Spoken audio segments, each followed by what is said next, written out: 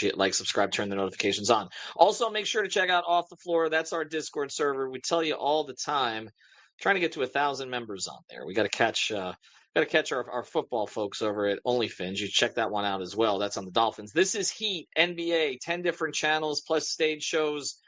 It's pretty damn cool, and it's the best place to talk Heat these days. Just make sure you click on the link that's in the description, bypass the $1 Apple upcharge, and get started right away. You can cancel at any time. Also, check out the great sponsors of the 5 Reasons Sports Network. Includes Underdog Fantasy. It's underdogfantasy.com, underdogfantasy.com, or download the Underdog app. Underdog, the place to cash in on all your takes during the wild card playoffs, which haven't been great. So you may want to find a different way to play them. Which players are going off? Which ones are ice cold? The over 5 million happy players and 2 billion won. Underdog makes it fun and easy to cash in on all your favorite athletes' performances. So check it out. The place to play Pick'em. Download the app. Sign up with the code 5. That's promo code 5, FIVE, and deposit now to get up to $1,000 in bonus cash instantly. That's the promo code 5. You must be 18 or older, 19 or older in Alabama or Nebraska, 19 or older in Colorado for some games, 21 or older in Massachusetts and Arizona, and present in a state where Underdog Fantasy operates. Terms apply. Void in Colorado for some games. If you're concerned with your play, call 1-800-GAMBLER or visit www.ncbgambling.org. And now, today's episode. Down the Biscayne. Yay. 5 on the floor, ride for my dogs. Where here's the thing, you can check the score. Hustle hard, couple scars, wearing bubble frogs. Just like Bucker said, you in trouble, y'all. Kept the floor playing, got it all banned.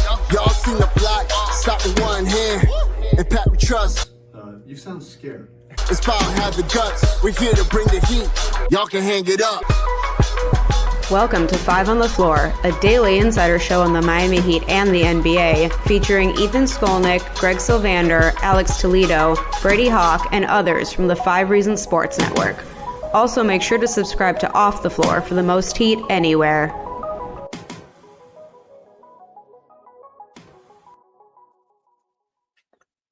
Welcome back to 5 on the Floor.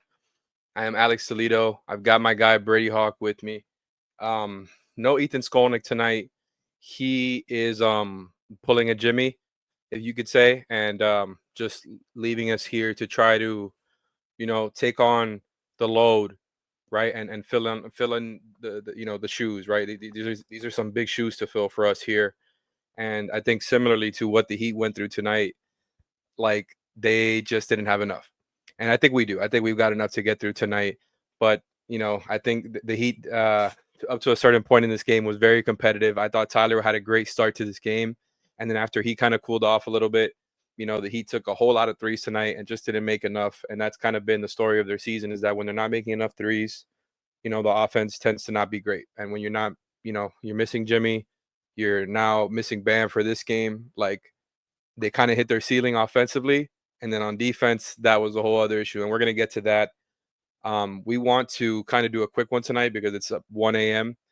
and we want to get right to the segment. So I'm going to start off here with the insurance play of the game. Insurance by Lynette play of the game, excuse me.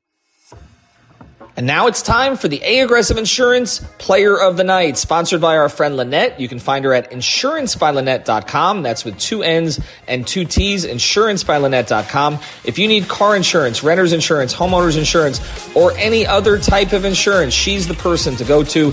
Based in Lauderhill, she services the entire Tri-County area here in South Florida, and she will make sure to get you the best deal. She'll probably talk to you about the Heat while you're at it. Reach out to her, insurancebylynette.com. And now, the player of the game. It's a good thing we have those reads because, it is the Insurance by Lynette player of the game. Thank you, Ethan, up there in the StreamYard cloud for correcting me. I'm going to go to Brady here before I make more mistakes like the Heat offense tonight and kind of their defense too. Who was the player of the game in this game tonight, Brady? I mean, we're giving it to Tyler every night, but with the way this game went, it was Norman Powell to me. I mean, there was a couple Clippers. We're just looking at some of the numbers. Like Powell had 29, Harden had a good game, 26 and 11. Zubac had 20 and 20. I thought he probably could be in the mix for player of the game, just the way he kind of shifted the game. It felt like with a lot of the portions, and we'll get into that with the defending the house segment. But it felt like it was Powell just for the reason that he kind of sparked the game open in a lot of ways because Miami's defense, I mean, Miami was turning the ball over, and it just leads into defensive transition stuff, and it's the style that the Clippers wanted to play. They want to play fast. They want to play off turnovers. They want to play that style where Powell can just lean into those transition pull-up threes where he can get to the basket. And it felt like uh, once Miami was playing well offensively to start this game, you mentioned Tyler came out the gate and he was shooting really well. Miami in general was shooting extremely well in that first quarter. Like they came out the gate and it was like, it kind of felt inevitable that it was going to drop, but I didn't think it was going to drop like that. Like they got up 53s in this game, and it just tailed off in the last three quarters. But I think it led to Norman Powell just kind of getting going. And then once he starts getting going and you kind of have to worry about him, it just allowed for the Harden and Zubac two-man game, the pick and roll, and all that other stuff to kind of go from there. So we'll talk a little more about the defense. I just thought player-wise, I mean, look, we have to talk. There's a couple guys that we'll have to mention out the gate. We've talked so highly of some of these young guys on this road trip that have kind of emerged with these new roles and everything. I think it's kind of expected that these guys are not going to play perfect basketball with this new style. And I think you saw that with Nikola Jovic tonight. Just an extremely rough game. 1 for 10 from the field. Ended up with 3 turnovers. I just thought he seemed out of rhythm in this game. Like I thought John Crotty was talking about it during the game. Like it made some good points where he was kind of mentioning he was just playing fast, where I think he was just in such a positive rhythm from the past games that he was like almost rushing in some ways, like trying to get to his spots, get to the basket, do this and do that. And it led to some turnovers, led to a travel early in the game, and then the shooting just never really was there. So you had that from him. The bench in general, aside from Kel'el Ware, I just thought wasn't good enough. You had Duncan and Alec Burks that combined for 1 of 9 shooting and 1 of 7 shooting from 3. Before I kick it back to you, we talk about things more big picture in this game. I just wanted to mention, because I think this is important, Duncan's 3-point shooting since being moved to the bench. So right after the Jimmy saga, those back-to-back games, they moved Duncan to the bench against Utah. Here's his 3-point numbers in these 6 games: 1 for 5, 2 for 5, 0 for 5, 4 for 5. He had a big game, and I don't know if that was the Sacramento game that he had the big game. So he was 4 for 5 in that game. 2 for 7, 3 for 9. It's not been a good experience in this Duncan off the bench thing, and it's not like the guy that they put in for him is emerging in his new role here. So I just really think that's just something we have to look at, because I'm watching when they're going to these second unit lineups, and I've liked it. I've liked the Jovic Ware combination. I like when Tyler's in there with them. But that one stretch, Alex, where they were pretty much going, I think it was Terry with the 4 guys off the bench, and you're just watching, there was no creation happening. It was a lot of Duncan and Burks trying to find open space, which they were just cutting off, and it leads to just a whole lot of Terry dribbling and tough shots. So I do think they have to get back to the Duncan and the starting lineup thing. They have to try to. Duncan's done so well by being put in all these different roles and figuring it out. But how about you make it easier on the guy and put him next to the guy in Bam Adebayo that he just fits the best with? So I just think that's more of a big picture thing. I just think we're seeing this game over game. It seems pretty obvious that they have to get back to it. No doubt. And you're preaching to the choir here, because you know me, I'm always been one to yearn for more Duncan and Bam, and I felt they had gotten back to it so nicely, and you were seeing Duncan get back to that level of like, okay, he's one of your best shot creators out there when he's there with Bam. Like their actions are just so efficient together. Of course, tonight, you couldn't play with Bam no matter how, obviously, but like I think they tried to. They're trying to see if they can make something happen with Terry, right? They obviously probably tried to get a little bit more offense after, Jimmy coming out of the lineup, but I think it's just gone the opposite way. Like Duncan is just a more stable version of offense for them, and I think Terry at this point is better served to be a spark plug off the bench, even without Jimmy, because he's just not the Terry that you expected him to be. Like if we're talking about last season Terry, I kind of get it, even though I'm still like, you've got the concerns about the defense in the backcourt. But like them starting looks so much better last season with or without Jimmy. Like that those 2 guys together, even though it was a very small sample size, I'm not seeing the upside. Terry had like a decent start to this game and then kind of cooled off because he kind of got going there with a couple layups, hit the midi, just stuff that we haven't seen as much this season. So I'd like to see more of that from him, even though I'm generally not a fan of what he's doing. Like obviously the jumper is not falling, and I think his game is more than just shooting jumpers.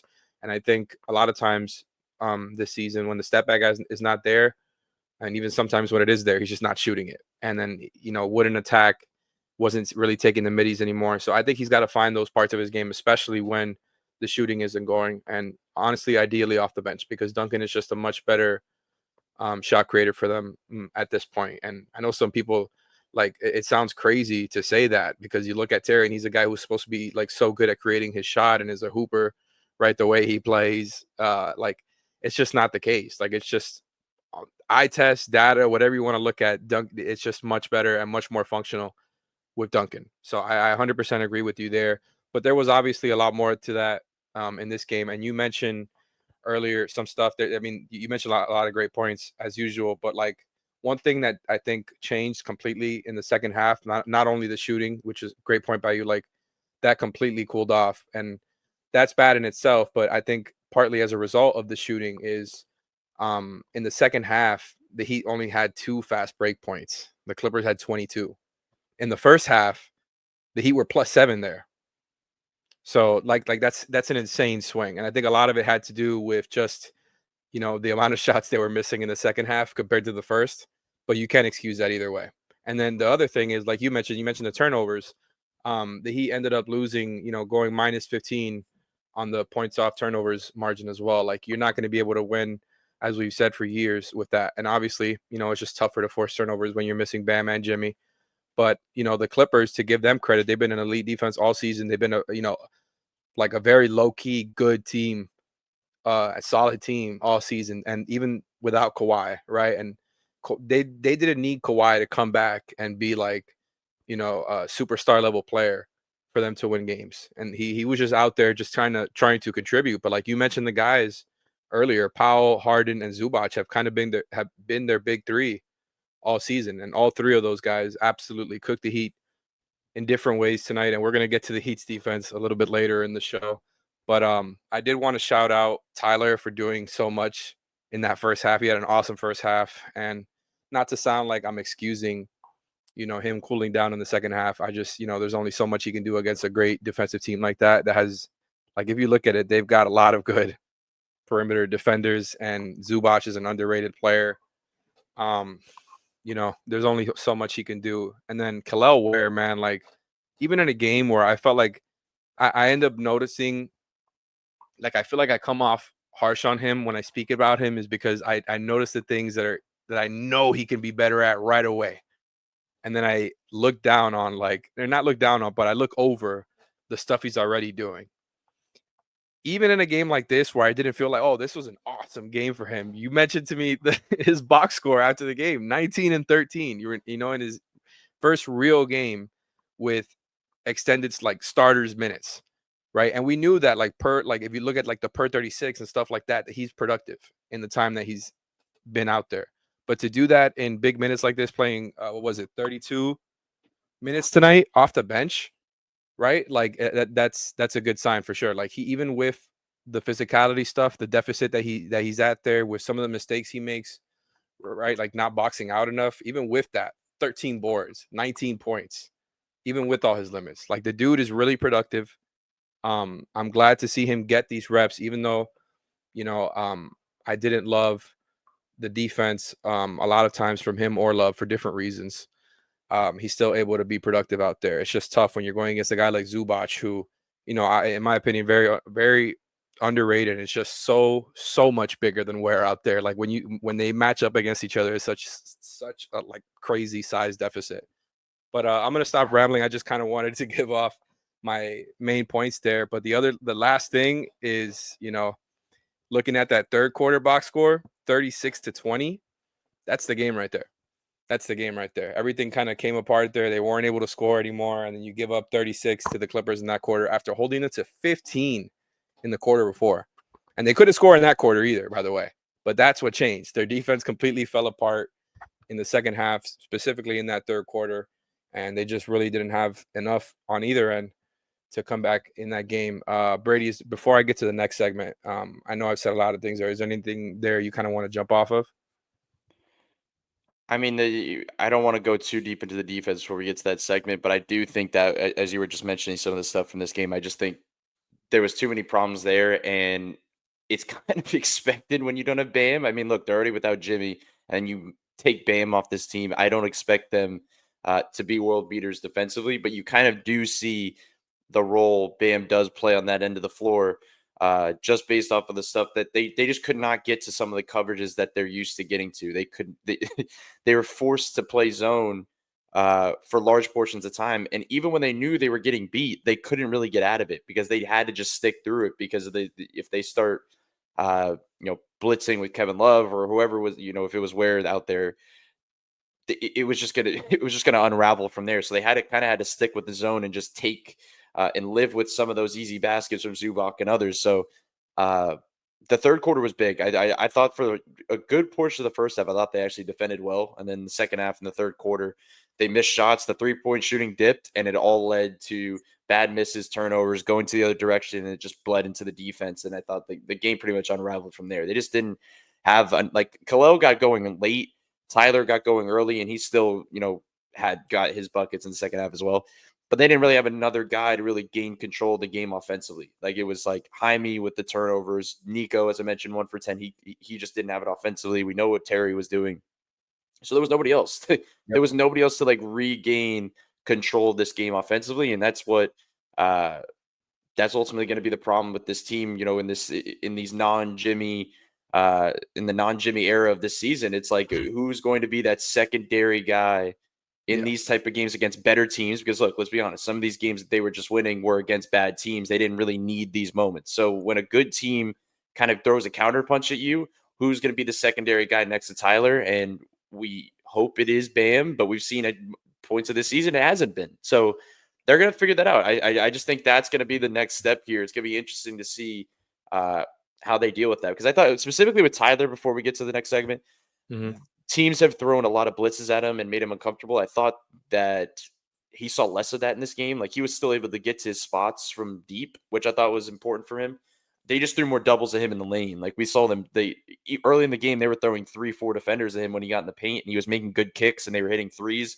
And then it just got to a point where they were staying home a little bit more, but Tyler was still seeing that attention on those drives. And it led to him getting to the line a little bit more, but it's ultimately just means that the secondary guy, like they're like, okay, Tyler, just keep, you can get into the lane, you can take those pull-up threes, but we're not going to allow anybody else to really get open shots. So I thought that adjustment from the Clippers was important, but I think it's even more important for Miami to now figure that out moving forward. Yeah, I mean, you made some great points there, where the Clippers, with the amount of guys they have there on the defensive end, don't really need to panic too much. And I think they made the right adjustment for their own sake. Just kind of staying home a little bit more, because you're 100% right. Like the Heat, other guys, the Heat's other guys outside of Tyler, with Jimmy and Bam missing, have just struggled against better defenses. Not that Bam is exempt from that conversation either, but just specifically without Bam tonight and what he does offensively as a hub and as a screen and roller, outside of the defensive stuff, which is obvious that the drop off there was huge, but they missed that part of it too. So outside of Tyler, when he cooled down, like we've already said, it's just the other guys were not going. You mentioned it: Burks, Rozier, Duncan, Jaime, Jovic. They were just not none of those guys really had great games. And honestly, from there, it's about that time to move on towards the next segment, which I think we both kind of hinted at already being one of the bigger problems of why this game unfolded. So it's time to get to the real estate shop defending the house segment. And now it's time for our Defending the House segment, sponsored by our friends over at The Real Estate Shop. You can find them at realestateshopfl.com. That's with 2 P's and an E, realestateshopfl.com, or at the Fort Lauderdale Realtor on Instagram. This is Javier Iglesias and Amanda Martin. They help buyers and sellers in real estate. They're nimble and protective of their clients. They service the entire Tri-County area. That's Miami-Dade, Broward, and Palm Beach counties with a proven on-market strategy. The Real Estate Shop sellers earn the most money in the shortest time frame because Amanda and Javier have a deep understanding of the local market. So check them out. Again, it's at the Fort Lauderdale Realtor on Instagram, realestateshopfl.com, or give them a call at 954-268-9812. And now, who defended the house? Okay, so Brady, before I get to you, I already mentioned earlier 36 points in that third quarter that the Heat gave up. to the Clippers, which kind of where everything unfolded, right? But outside of that, the Heat actually overall and in the half court held them to pretty low, off like below average offensive rating. But looking deeper into like the shot profile that the Heat allowed tonight, one thing that's continued as a trend is, especially when the Heat zone a lot, which they have been, especially without Jimmy, a lot of mid-range shots allowed, right? And I like that for them as far as like who's out there, and you got to give something up, right? As a defense, you got to pick your poison. I like them in general giving up like more mid-range shots, especially to teams like this, right? Where it's not like the Suns or the Kings who have these mid-range specialists who will just, kill you from there.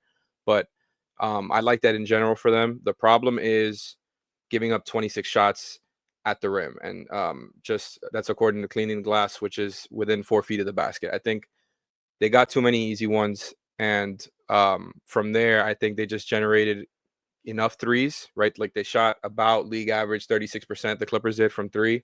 And that was just kind of enough because, like I mentioned, like for all the guys that the Heat were missing, and for all the like the mistakes that I mentioned, like I said, like a low below average offensive rating, you take that on a night like this, against a good team without those guys. It's just the easy ones, right? Like those, I think killed you. Some of the breakdowns that they had in the back line between Love and Ware, like guys getting out of position in the zone, guys getting diced up in the pick and roll. Like I thought Haywood did a pretty good job overall. Kind of came apart towards the end in that fourth quarter a little bit, guarding Harden. But overall, like Harden had to make some tough shots in Haywood's face, and you obviously got to live with that. I think he did a pretty good job. But they were getting diced up in zone. And I don't know, maybe it just felt worse watching it than it was based on some of these numbers. But I did think maybe where you felt it the most is some of the easy baskets that they were creating. It just felt like the Clippers were not facing that much resistance. Now, maybe they missed more, but I don't know. Did you feel like there was as many mistakes as I perceived? Or do you feel closer about like their process was good enough, kind of what the numbers are saying? I mean, I think there were mistakes, but I think they were expected mistakes because I just don't know what else guys like Love and these others were going to do. It's just what's going to happen. It's why when people saw that starting lineup get released, it was like what's going on here? Like how is this going to play out? And luckily enough, Love came out the gate and he made 3 threes, so that kind of helped his case a little bit. Uh, because he still was giving up a bunch in the paint on the other end, as we saw with Zubac's stat line. I just thought the Clippers kind of figured out the zone pretty quickly, where I was mentioning before, like they were just sending a guy to the middle, they were slipping to the middle, and it ended up like on either a 3-on-2 or a 2-on-1, and they were just able to Kind of like the pull Warriors Love game. pretty much. But it's just Love's able. I mean, once you pull Love in one direction, he's not going to recover. Like Ware is jumpy, and he can get pulled out of as we talked about, like he can get pulled out of position, but he has the ability to like jump back in the air and recover and at least deter a shot like on the other side. Love's not doing that. Like he had one where he just like fouled, I think, Zubac on the baseline, like on purpose, and ended up being an and one. Like that's the stuff that's going to happen there. So I thought those type of breakdowns were expected. Like I said, without Bam, the thing this shows, I think, defensively, my overall takeaway from this game is like we know how good Bam is defensively, but I think you notice the uniqueness and the diversity that the things they go to defensively when they do have Bam compared to when they don't. Like they go to way more things when they have Bam. They could funnel through coverages. They could do different things.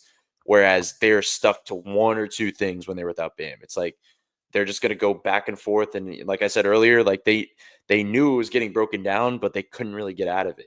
And this was also a team that you Couldn't do anything about it. You couldn't really go small though against this team either. This isn't one of these matchups where they could say, okay, we're without Bam, you go small. I just don't think you just couldn't do that against this team. And Not a lot against of people Zubac. complain about this. Definitely not. I mean, and people complain about the small ball anyway. And I mean, look, and Mo Bamba was coming off the bench there, so I don't.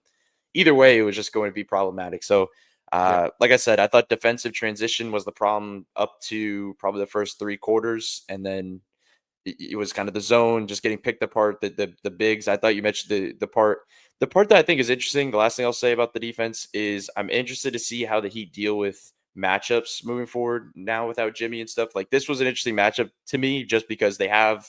I mean, I didn't really know how they deal with Kawhi just because he's not even really doing anything on the ball right now. But you have, let's just say, Harden and Powell. How they're going to match up with those type, like 2 bigger wings, guard/wings, because Haywood's going to get one of them, and he's obviously going to get the kind of the main matchup. Do they go Tyler with kind of the smaller, quicker guards? We've seen them do that in the past, but with a guy like Harden and a guy like Powell, they're gonna go Jaime. And It's I just, gotta be. It's I just gotta be think him. it's going to be a test. Like that's kind of going to be the main thing to watch for with Jaime. I think moving forward, I know there's going to be ins and outs with his offensive game, and we've seen peaks on this road trip. But I am interested just to see the individual defense because he's going to be tested the rest of this way through the season when they specifically when they just face these better teams. No doubt. You're 100% right. I know I keep saying that. You're good at what you do, man. And honestly, I think defensively, you mentioned it early there with the expected mistakes. I think there's only so much you can do with the personnel you have out there on that end of the floor, especially when you're starting again, not to just go back to it, but Terry and Tyler together in the backcourt, Love in the front court. Like it's tough, man. Like Harden, Powell, and Zubac, even without Kawhi being an on-ball guy, like you mentioned, like that's plenty of offense. It's they get a lot of offense from those three guys. Like they've racked up wins in a bloodbath of a Western Conference this season. Not been one of the teams on the outs of the playing team because of how good they've been. And so I think like the margin for error for the Heat coming into this game was obviously very low. And I think they did like an okay job in the first half, good enough, right? With the way that they were shooting. The defense was good enough to keep them in the game back and forth. They had a lead for a while, I believe, there early on. But like it completely cooled off. And when you look at the amount of threes, so going back to the offense now for the Heat, they took 60% of their shots from three. 60%. That is in the 100th percentile. That's insane. Like I know we're all like used to more and more threes as the years have gone by. The Celtics, who like take the most, not looking at their numbers right now, but I'm pretty sure they're around 50, which is already pretty insane. So 60% of your shots coming from three. That's something that we've obviously seen from the Heat when they've had like multiple stars missing. They tend to kind of try to overcompensate for three a little bit, knowing that maybe they don't have enough inside the paint, right? But that's kind of what happened. They relied on the three a lot. That was what they took, and they just didn't hit enough. Like the Clippers didn't kill you from there, but they hit league average. And with the Heat taking that many, 32.7%, not including heaves, like that's just not enough. It's just not enough. And I think that's where they ultimately hit that ceiling there. But moving on from that, because we've already gone longer than we said we would, because we're some basketball junkies here. Let's get on to the last segment, the X-ray of the play of the day. And now it's time for the X-ray of the play of the day, brought to us by our friends over at Mobile C-Arm and Staffing Services. Nelson and his team will bring the X-ray equipment and the staffing to you. If you work in a hospital or a medical office, get a consultation today at c-armandstaffing.com or give them a call at 561-891-9620. Their fleet of trucks at your service. Again, it's Mobile C-Arm and Staffing Services, 561-891-9620. And now, the X-ray of the play of the day. Brady, I'm going to lob this one up to you here. Anything else stick out to you from this game as far as play of the game? I know it's not a great one to pick from. Yeah, so I want to mention two different things. Number one, there's two guys from this game that played well, so I'm going to start with one of them, which is Kel'el Ware. In the final 4 minutes of this game, he went 3 for 3 from three. We've seen, I think, when games get away, he's more confident in the three. Like, he's not shooting them in the rhythm of the offense early in games. It's more so coming in garbage time, or it's just when there's more of a green light for him, he'll let it fly. I was looking a little bit ago. He's 9 for 15 from three in 2025. Like, he's shooting. The jumpers look good. He's shooting well. He's knocking them down. They're all coming from similar spots. They're all coming from that above the break when, the big man has his hand down and he's kind of stepped back a little bit. He'll flow right into that shot, but it's looked good. So I think number one, naturally, a lot of people will hear that and say, let's see the Bam thing. And the number two thing is I think they got to incorporate it probably a little bit more, just because I think that would take it to the next level because the rolling has been so effective and the lobs and everything. I don't want him to fall in love with it just because I think the whole idea of having a guy that's a 7-footer that has that athletic ability is to get everything going downhill. But I just think there is certain points of the game when they, help down and it gets a little crowded in the paint, and him just to occasionally pop out and just let it fly is important. The other thing I would mention with Tyler I think he had 9 free throw attempts in the first half. He ended up with 12. I just think it's interesting on the That was positive huge. side of things. The thing that's interesting to me, though, is like he talked about it. I think it was last year and the year before, but specifically last year, he came in and he's like, his number one thing is I want to get to the line more. I want to get fouled more. And he came out the gate early in the season, and it hurt his efficiency around the rim because he kept trying to just jump into people and try to draw fouls. And you're never going to get the respect of the referees when you're just like all of a sudden come out the gate and you try to just foul bait and try to get to the line. What he's done this season is he's kind of chalked all of that. And he's pretty much just getting to the line solely off the fact that he is a great scorer that has gained the respect of opposing team scouting reports and defenses at another level, that he's just like countering the over aggression and the overreactions on defense into fouls. So it's like, I just think that part of it's interesting. Like they're going over a screen, he's pulling up right at the level of the screen, and these guys are running into him, whether it's the guy chasing over or the big man trying to contest. When he's going into the lane, they're chasing over the top and they're just kind of trying to get him at the hip and trying to get attached, and he will stop on a dime and get into a floater or get to the basket. And it's just like these little hesitations he gets to. I just think that part is fun to watch. I just think that's the evolution of his game. He's always been a spark scorer. We've seen the playmaking jump. We've seen the efficiency jump. He's just a much more complete basketball player right now. But I think the free throw attempts, I think, is one of the more interesting storylines for me right now, just watching the way he's operating. I have loved watching his development all season because, like we've talked about in other pods, it's not just the shooting and the shot profile, which is great in itself. It's just the way that he's reading the game. It's slowed down for him. His passing reads have been awesome. And now you mentioned this stuff with the way that he is able to draw more fouls. Again, taking advantage of the shooting threat that he is and the way that they're overplaying him, trying to run him off the line. And it's what you see other high volume shooters do, is not only be a pull-up threat, which he's been one of the best of, best at in the league all season. But when you're such a good pull-up threat, when you're such a good off-ball threat as a shooter, and they're just worried about you, and they'd rather give up, you getting downhill and playing from behind a little bit, like you're able to kind of use that against them, right? Like you mentioned there, and like Trae Young is somebody who has gotten a lot of flack for doing this, kind of like backing up into guys after they sort of run them off the 3-point line and are playing from behind. It's like, if that's how you're going to play it, you're going to have to, as a defender, right? If it's Tyler Herro you're guarding, you're doing that to, like, you're going to have to worry about the timing of that, right? Like you're going to have to make sure you're out of kind of the foul zone there. It's a very tough thing to kind of manage. And I guess like I mentioned before, as a defense, you pick your poison, and that's the poison that some teams are picking. When they're not sending two, they're running him off the line.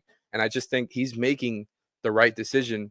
Like, I don't know, like 8 times out of 10, 9 times out of 10. Maybe that's too, positive, but I don't feel like it is. I think he's just gotten so much better making the right reads. And making reads doesn't just mean passing, right? Because that's a whole big part of it, obviously. But, backing up into a defender or knowing when to go for the contact, it's a huge leap from what he's done in the past. He doesn't get swatted nearly as much. And part of it's partly due to the, him being a shooting threat, like we mentioned, but he just knows how to play through it so much better than he did in the past. It doesn't feel so rushed. I think other times he just kind of would get to the paint and would try to put something up, and that's how he would get swatted. Now he's finding the angles. He's a pretty good finisher when he does get the angle, despite like the negative wingspan. And I just think he's come together so well there. So, it's hard not to give Tyler a lot of love because he's been put in such tough circumstances throughout the years. And, this season is a whole other thing with everything going on with Jimmy. So him growing his game like this has just been endlessly encouraging, and kind of a season that just hasn't been, all that great for Heat fans with everything that's gone on with Jimmy. So shout out to him. Shout out to Kel'el Ware for everything I call him out on. I try to give him the love too for being so positive and productive, I should say. Despite everything else, just being a rookie, I think he's going to be a guy who really sticks around here. Looking forward to his development as well. But we're getting to the end of this road trip here. They've got one more game. It's going to be at the Lakers. Before we get into that, the last thing I want to say about this game, something that really changed in the second half, outside of the fast break points, outside of their shooting falling off, the other thing that you see a drastic difference is the Clippers took 17 shots at the rim in the second half. The Heat took 7. And I think that's just really hard to kind of play through when you're missing all those threes. And like we mentioned, Tyler, the free throws kind of cooled down a little bit from his end too, even though he absolutely, 12 free throws from Tyler is awesome. That's awesome. But yeah, they just, they could only do so much, kind of going right back to that main point. But yeah, that's about it. We ended up going 35 minutes. It's harder than it looks, folks, because we're trying to like cover every bit of this game, all at both sides, every player. And I know Brady has got to be seething underneath, despite how nice and polite he is to me, and dealing with all of this, and me taking forever to get through this pod. We do our best here, and I think the Heat did their best tonight. Didn't work out. Shout out Brady for putting up with me. Shout out Ethan and Leif. Shout out Aggressive Insurance. Shout out c-armandstaffing.com. Shout out realestateshopfl.com. And shout out Underdog Fantasy. Of course, check out the Discord server, Off the Floor, link in the description. I think we covered everything there. Check out playback.tv/5%. Just making sure we're doing everything Ethan asks of us. But that's about it. Thank you, guys. We're going to be having more coverage for you, more off-day pods tomorrow. We just put up a pod tonight with Ethan and his Suns reporter. If you want to go check that out to kind of get their perspective on the whole Jimmy and Beal situation. And yeah, peace out. Thank you for listening to the 5 on the Floor on the 5 Reasons Sports Network. After all, someone needs to listen to my dad.